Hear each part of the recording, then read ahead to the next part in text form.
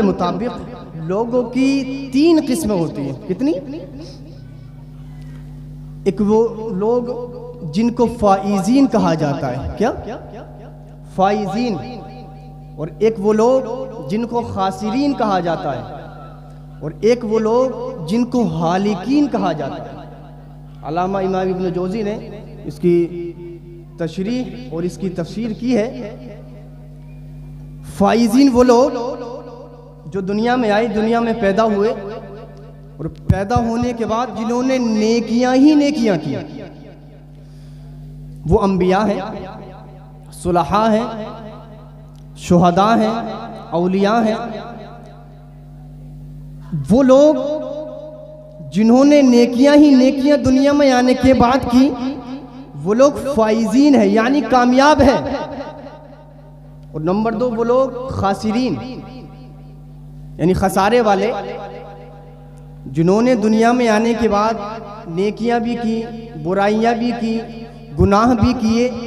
और तीसरे नंबर पर लोग आते हैं हालिकीन, जो लोग हिलाकत में पड़ने वाले।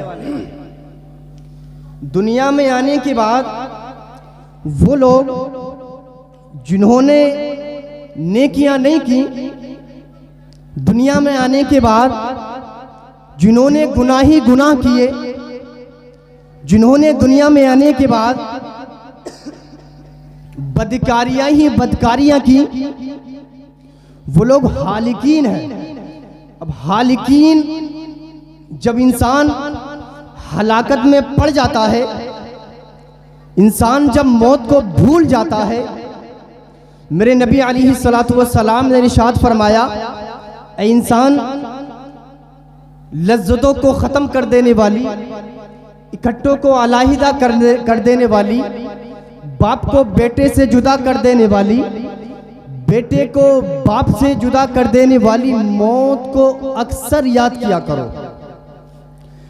लेकिन अब इंसान, वो इंसान जो हालिकीन में, यानी जो दुनिया में आकर के गुनाही गुनाह करता है, जो दुनिया में आकर के हलाकत में पड़ जाता है, और वो रसूलुल्लाह के इस फरमान को छोड़ देता है, यानी दुनिया में आने के बाद मौत को याद नहीं करता, मौत को भूल जाता है। हालांकि मेरे नबी ने फरमाया कि मौत को इतना याद करो कि जब तुम सो तो समझो कि मौत सरहाने पर है, जब तुम जागो तो समझो मौत आंखों के सामने है। मौत ये खानदानों से अलग कर देने वाली शे है। और नबी अलैहिस्सलातु वस्सलाम से पूछा गया, या रसूल अल्लाह सल्लल्लाहु अलैहि वसल्लम, अय्युल मुमिनीन अक़यस, ये अल्लाह के नबी, कौन सा मुसलमान ज्यादा समझदार है? क्या पूछा? कौन सा मुसलमान ज्यादा अक्लमंद है? नबी अलैहिस्सलातु वस्सलाम ने इरशाद फरमाया, अक्सरुहुम लिल मौत ज़िक्रा, कि जो मौत को ज्यादा याद करता है, जो मौत को कसरत से याद करता है, वो मुसलमान सबसे ज्यादा अक्लमंद है। वो मुसलमान जो मौत को याद करता है, वो सबसे ज्यादा अक्लमंद। और इसी के बरअक्स अगर कोई मौत को याद नहीं करता, इसी के बरखिलाफ अगर कोई मौत को याद नहीं करता, तो वो तो सबसे बड़ा बेवकूफ हुआ। क्यों? इसलिए कि रसूलुल्लाह ने फरमाया कि मुसलमान मोमिन वही अक्लमंद है जो कि मौत को कसरत से याद करता है। मौत ये एक ऐसी चीज है कि हजरत इब्राहीम खलीलुल्लाह अलैहिस्सलातु वस्सलाम का जब विसाल हुआ ना, तो अंबिया किराम अलैहिस्सलातु वस्सलाम की अरवाह आई, हजरत इब्राहीम की रूह से मुलाकात की। मुलाकात करने के बाद पूछा इब्राहीम अलैहिस्सलातु वस्सलाम की रूह से कि इन्नल्लाह तखदका खलीलन मिन बैनि साइरिल अंबिया'i वर रुसुल, कि इब्राहीम खलीलुल्लाह, अल्लाह ने आपको अपना खलील बनाया, अल्लाह ने आपको अपना दोस्त बनाया, अल्लाह ने आपको अपना यार बनाया। अल्लाह ने आसमानों में निदा की, एक मुनादी ने निदा की कि अल्लाह ने हज़रत इब्राहीम को अपना खलील बना लिया, अपना यार तस्लीम कर लिया। जब हज़रत इब्राहीम की रूह कब्ज़ की गई तो हज़रत इब्राहीम की रूह से अरवाह अंबिया ने पूछा, ए रूह इब्राहीम, तुमने मौत का मज़ा कैसे पाया? हालांकि अगर सबसे ज्यादा मौत की नरमी का हकदार था वो आप थे। क्यों? इसलिए कि आपने काबतुल्लाह की तामीर की, अल्लाह के हुक्म से आपने आप अपने बेटे को कुर्बान करने के लिए राजी हो गए। ऐ इब्राहीम, आपको अल्लाह ने अपना खलील जो बनाया था, अगर मौत की नरमी का सबसे ज्यादा हकदार था तो वो आप थे। क्यों? इसलिए कि आपने अल्लाह के घर को तामीर भी करवाया था। आप अल्लाह के हुक्म से अपने बेटे, अपने फर्जंद अर्जमंद की कुर्बानी के लिए तैयार हो गए थे। आपने अपने बेटे को कुर्बान करने के लिए कुर्बान गाह तक ले गए थे। ऐ इब्राहीम, आपने मौत को कैसा पाया? तो पता है हज़रत इब्राहीम ने क्या जवाब दिया आपकी रूह ने? वजदतुहु वल्लाहि शदीदा वल्लज़ी ला इलाहा गैरुहु, कि अल्लाह की कसम जिसके कब्ज़े कुदरत में मेरी जान है, वजदतुहु वल्लाहि शदीदन, अल्लाह की कसम मैंने उसको बड़ा सख्त पाया। ये किसका कलाम है? हज़रत इब्राहीम का। किसका?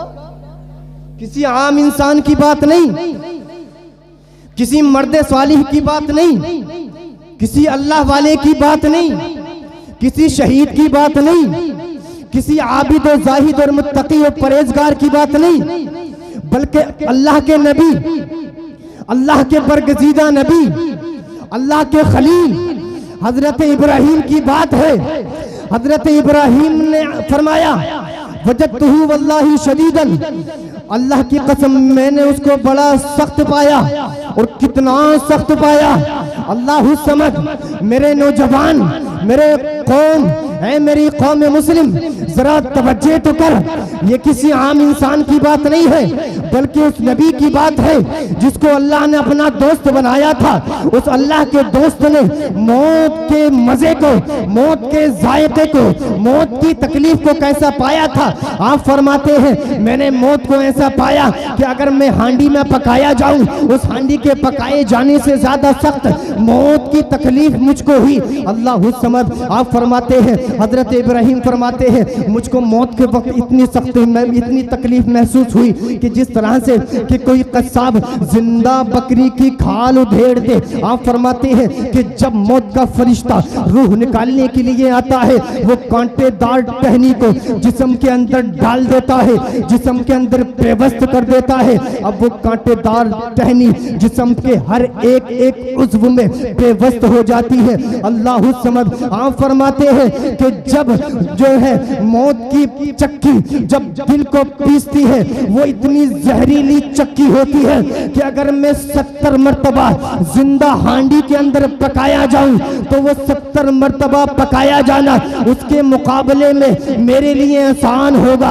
अल्लाह समद। ऐसी सख्ती मौत की। अल्लाह समद। अल्लाह अकबर। और ये तो अंबिया किराम की बात थी, ये तो अंबिया इज़ाम की बात थी। अल्लाह समद। हजरत जिब्रील ने इस गुफ्तगू को सुना। हजरत जिब्रील फरमाने लगे, ए अरवाह अंबिया, ये तो इतनी सख्ती तुम्हारे लिए थी, लेकिन तुम्हारे बाद अल्लाह समद जो लोगों की रूहें कब्ज की जाएंगी उनके लिए वो अशद व आज़म, वो तो उनके लिए और ज्यादा सख्त की जाएंगी। अल्लाह समद। मौत की सख्ती क्या है? मेरे अल्लाह अकबर। ऐ मेरे नौजवान, हमने मौत को समझा नहीं, अल्लाह समद, हमने मौत को जाना नहीं। मेरे नबी ने फरमाया, मौत की 3000 सख्तियां हैं और हर एक सख्ती 1000 तलवार के जख्मों से, तलवार के वारों से ज्यादा है। ये मौत की इतनी सख्ती है। अल्लाह समद। ये मौत की कैसी सख्ती है? अल्लाह अकबर। हजरत दाऊद एक दिन मेहराब में इबादत फरमा रहे थे, एक चूंटी जैसा कीड़ा हजरत दाऊद की नजरों के सामने से गुजरा। हजरत दाऊद सोचने लगे, आखिर इस कीड़े को अल्लाह ने क्यों पैदा फरमाया। अब वो छोटा सा कीड़ा जिसको अल्लाह ने समझने की कुव्वत नहीं दी, जिसको अल्लाह ने महसूस करने की कुव्वत नहीं दी, जिसको अल्लाह ने बोलने की कुव्वत नहीं दी, जिसको अल्लाह ने कुव्वत एहसास नहीं दिया, अब वो कीड़ा हजरत दाऊद की बात को सुनता है, अल्लाह के नबी दाऊद की बात को सुनता है। अल्लाह समद अल्लाह रब्बुल इज्जत उस कीड़े को कुव्वत गोयाई अता फरमा देता है। वो कीड़ा अर्ज करता है, वल्लाही या दाऊद इन्नी अअबुदुल्लाह, ए दाऊद अल्लाह की कसम मैं अल्लाह की इबादत करता हूँ, व अखाफुहु व असअलुहु अन युहव्विन अलल मौत, और मैं अल्लाह से सवाल करता हूँ, ए अल्लाह तू जब भी मुझ पर मौत को तारी करना, तू जब भी मेरे रूह कब्ज़ फरमाने का आला हुक्म देना, ए अल्लाह मेरी जो है जिस वक्त रूह निकाली जाए, जिस वक्त मेरी मौत मुझ पर तारी हो, तो मेरी मौत मुझ पर आसान कर देना। ऐ मेरे नौजवान, ऐ मेरी कौम के नौजवानों, ये एक कीड़े की बात है अल्लाह समद, लेकिन इंसान तू तो शाहकार तख्लीक इलाही है, तुझको तो अल्लाह ने जो है तमाम मखलूक़ात में अफजल और आला बनाया है। हम मेरा और तेरा तौबा करना और अल्लाह की बारगाह में डरना तो उस कीड़े से कहीं ज़्यादा होना चाहिए था, लेकिन हमारे अहमाल इसके बरखिलाफ है। आज हमारा क्या देखा जाता है अल्लाह समद, हमको क्या देखा जाता है, नमाजें हम नहीं पढ़ते, रोजे हम नहीं रखते, ज़कातें हम नहीं देते। ऐ मेरी कौम, वो कौम जो अल्लाह की इबादतें नहीं करती, वो कौम पिस जाती है, वो कौम बर्बाद हो जाती है, वो कौम जिल्लत और रुसवाई का सामना करती है। हम कहते हैं, हम पुकार करके कहते हैं कि हम नबी के गुलाम हैं, हम नबी की गुलामी में मौत को कबूल कर लेंगे, लेकिन मेरे नौजवान तू नबी का गुलाम है लेकिन जाहिरी तौर पर नहीं, तू नबी का गुलाम है लेकिन ज़बानी तौर पर है, तू नबी का गुलाम है, नबी के गुलामी का दावा करता है लेकिन ज़बानी तौर पर अमली तौर पर नहीं करता, तू तो नबी को तकलीफें देता है। ऐ मेरे भाई बता तो सही, तू नमाजों को छोड़ता है, मेरे नबी ने फरमाया कि नमाज मेरी आंखों की ठंडक है। मेरे नौजवान तूने नमाज को छोड़ा तो बता क्या तूने नबी की आंखों को जो है तकलीफ नहीं दी। मेरे नबी ने फरमाया कि मैं अपनी उम्मत के तमाम अमालों को देखता हूँ। अल्लाह ने भी फरमाया या युहन नबी इन्ना अरसलनाका शाहिदा, ऐ मेरे नबी तू तो अपनी उम्मत पर गवाह है, मैंने तुझको शाहिद बना करके भेजा। तो अगर हम कोई गुनाह करते हैं क्या मेरे नबी को तकलीफ नहीं होती? कोई चोरी करता है तो क्या मेरे नबी को तकलीफ नहीं होती? ऐसा ही कोई जानी जिना करता है तो क्या मेरे नबी को तकलीफ नहीं होती? कोई बदबख्त अपने माँ बाप को सताता है, अपने माँ बाप को गालियां देता है तो क्या मेरे नबी को गुंबद खजरा में तकलीफ नहीं होती? क्या कोई शख्स उलमा को गालियां बकता है तो क्या मेरे नबी को तकलीफ नहीं होती होगी? वल्लाह मेरे नबी को तकलीफ जरूर होती होगी। और याद रखना, नबी को तकलीफ देने के बाद जन्नत में ठिकाना हो ये नामुमकिन है। क्यों? अल्लाह की रजा में, मुस्तफ़ा की रजा में खुदा की रजा है। जिससे मुस्तफ़ा राजी है उससे खुदा राजी है।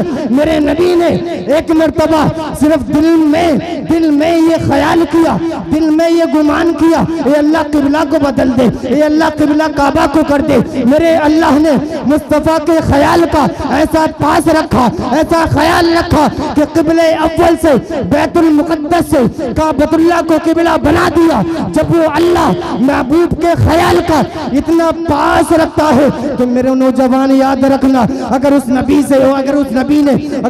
से वफादारी नहीं की, उस नबी को तकलीफ दी, अगर उस नबी ने कब्र में जाने के बाद, कब्र में पहुंचने के बाद चेहरे को फेर लिया तो मेरा और तेरा क्या बनेगा? बख्शवाने वाले मुस्तफ़ा है। और याद रखना, कोई भी अपने अमालों को बुनियाद पर नहीं बख्शा जाएगा, बल्कि बख्शा वही जाएगा जिस पर मुस्तफ़ा की नजरे करम होगी, जिस पर मुस्तफ़ा की नजरे इनायत होगी। कोई भी अपने अमाल की बुनियाद पर नहीं बख्शा जाएगा, बल्कि नजरे मुस्तफ़ा से बख्शा जाएगा। फिर मैं क्यों ना कहूँ कि फिर के गली गली तबाह ठोकरें सबकी खा पाए क्यों, और दिल को जो अकल दे खुदा फिर मेरे हुजूर तेरी गली से जाए क्यों, और जान है इश्क मुस्तफा रोज फजू करे खुदा, जिसको हो दर्द का मजा नाजे दबा उठाए क्यों। सुभान अल्लाह। नारे तकबीर, नारे रिसालत, नारे हैदरी, नारे गौसियत, मसलके आला हजरत, जलसे ईसाले सबाब जिंदाबाद जिंदाबाद। माशाअल्लाह माशाअल्लाह। नबी को अगर तकलीफ दी ना तो कब्र में कोई बचाने वाला नहीं होगा, कब्र में कोई यारो मददगार नहीं होगा। अल्लाह समझ, जरूरी है उस नबी से वफा करो, जरूरी है उस नबी से वफा करो। अल्लाह की कसम सब कुछ हमारा हमारा नबी है, हमारा सब कुछ, हमारा दीन भी हमारा नबी, हमारा किबला भी हमारा नबी, हमारा काबा भी हमारा नबी, हमारी दुनिया भी हमारा नबी, हमारी जन्नत भी हमारा नबी, और हमारा तो काबा भी हमारा नबी है। और दलील हजरत बिलाल का अमल कि जब हजरत बिलाल काबा की छत पर चढ़े, हजरत बिलाल से मेरे नबी ने फरमाया बिलाल अजान दो। क्या कहा? बिलाल अजान दो। हजरत बिलाल ने अर्ज किया रसूल अल्लाह, जब जो है किबला के, जब काबा के सामने अजान देता था तो चेहरा काबा की तरफ होता था, चेहरा काबा की तरफ। या रसूल अल्लाह अजान ज़ोहर दी चेहरा किबला की तरफ, अजान असर दी चेहरा किबला की तरफ, लेकिन या रसूल अल्लाह अब तो काबा की छत पर चढ़ गया हूँ, चेहरा किधर करूं, चेहरा किधर करूं? तो मेरे नबी ने फरमाया ए बिलाल, जब तू अजान काबा के सामने जे देता था तो उस वक्त सिर्फ काबा तेरी आंखों के सामने होता था, लेकिन तू काबा की छत पर चढ़ा है तो क्या देखता नहीं, अब तो काबा का काबा तेरे सामने खड़ा है। किबले का किबला, हाजी आओ शहंशाह का रोजा देखो, काबा तो देख चुके, काबे का काबा देखो। हाँ, हमारे सब कुछ हमारा नबी है, तो जरूरी है नबी से वफा करो, नबी से वफा करो, नबी के साथ वफा करो। अगर नबी से वफा कर ली ना तो दुनिया भी हमारी होगी, जन्नत भी हमारी होगी, आखिरत भी हमारी होगी, जो है दुनिया में हुकूमतें भी हमारी होंगी।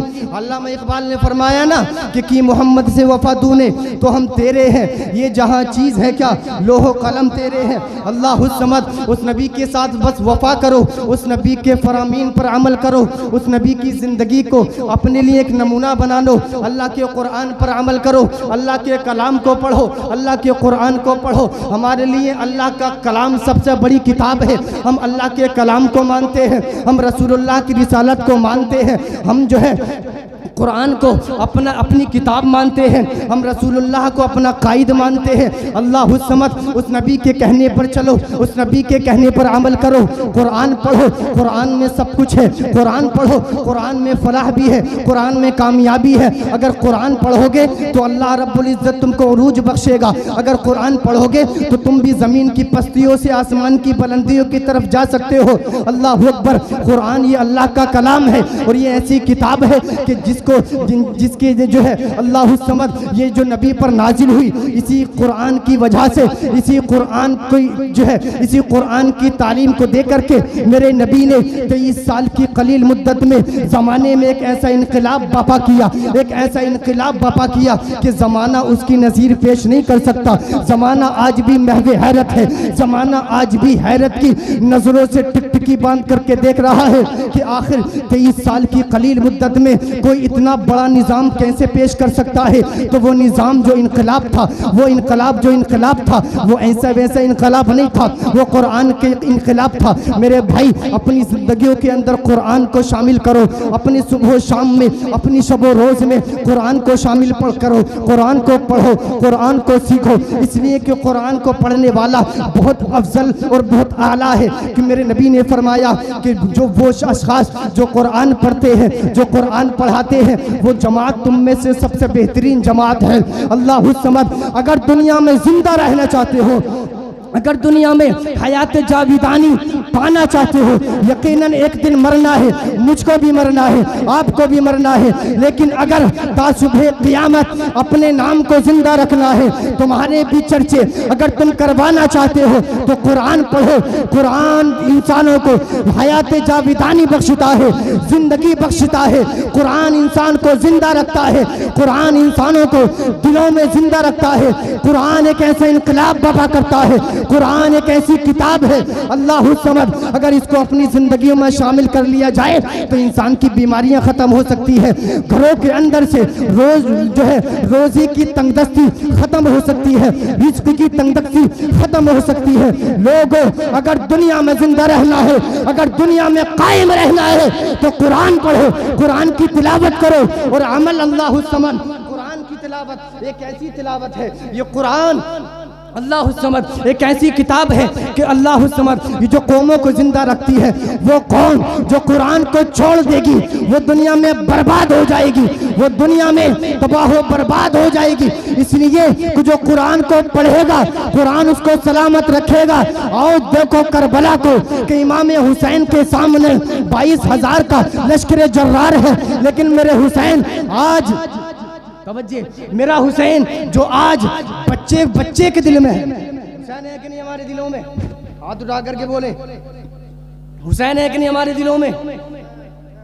हुसैन हमारे दिलों में ऐसे ही नहीं, बल्कि आप किसी भी फिरके वाले से पूछो हुसैन किसके, वो कहेगा हुसैन हमारे। हर इंसान कहेगा हुसैन हमारा।